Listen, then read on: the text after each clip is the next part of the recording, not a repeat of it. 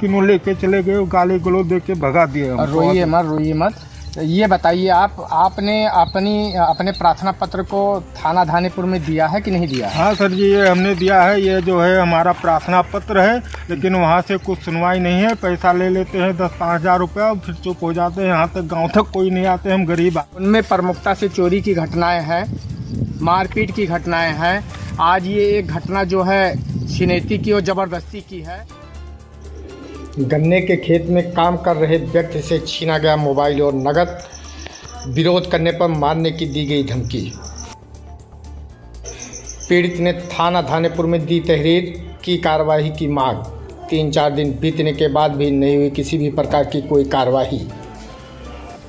पीड़ित के अनुसार शाम को गन्ना छीलते वक्त जबरदस्ती कर छीना गया मोबाइल और नगद रुपया, दी गई गाली और धमकी। नमस्कार दोस्तों, भारद्वाज न्यूज़ से राजेश द्विवेदी। एक मामला प्रकाश में आया है जो थाना धानेपुर, मौजा उज्जैनी कला, मजरा धरकनपुरवा से है, जहां पर ब्रजेश पांडे पुत्र विष्णु पांडे का जो है एक मोबाइल और पैसा छीन लिया जाता है। पीड़ित ने थाना धानेपुर में प्रार्थना पत्र देकर यह आरोप लगाया है कि वह गन्ने के खेत में गन्ना छील रहा था।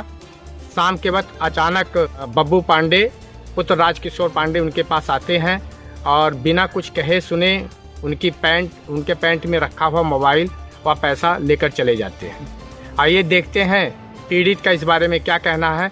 पीड़ित ने जो आरोप लगाया है वह आरोप कितने हद तक सही है, पीड़ित से बात करके हम जानकारी लेते हैं। हाँ भैया, क्या नाम है आपका? ब्रजेश पांडे। कहाँ निवासी है? धरकनपुरवा। क्या मामला है? वो सर जी, मैं ऐसा है कि मैं गन्ने के खेत में गन्ना छील रहा था। पैंट उतार के रखा था, गर्मी के कारण जो है मैंने पैंट उतार के पास में रख दिया था। अचानक बब्बू पांडे और उनके पिता राजकिशोर पांडे खेत में आते हैं, बोलते हैं हमारा इतना पैसा कर्जा हो, ये दो। बल्कि मैं कुछ नहीं। क्या आप उनका पैसा कर्जा थे? जी नहीं। तब कैसे वो आए? वो आए, बोल रहे थे, ऐसे झूठे आए, बोल रहे थे कि हमारा पैसा दो। ऐसा है, उनका सर जी 10.5 कुंटल गन्ना था, जो कि हमने 7300 रुपया उनको दे दिया। फिर भी बोलते हैं भी तुम हमको 12,000 दो, 15,000 दो, हमारे पास पैसा।